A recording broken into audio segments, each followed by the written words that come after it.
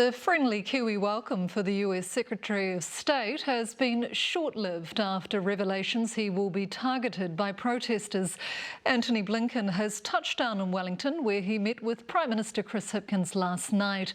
For more on this, we are joined by geopolitical analyst Jeffrey Miller. And Jeffrey, Blinken isn't just here for the FIFA World Cup, is he? Will there be pressure on him to join the pact?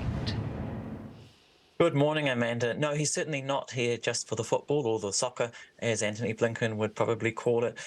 This visit's all about China, and it's all about this new high-level defence pact known as AUKUS, and that currently involves Australia, the United Kingdom, and the United States.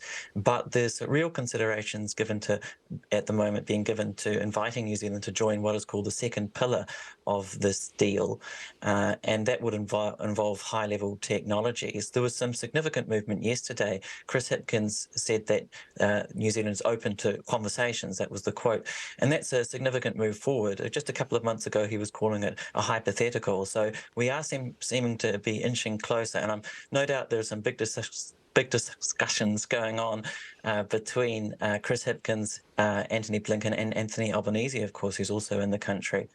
Are you at all surprised by these planned protests? I mean, how will this impact relations between us and the US?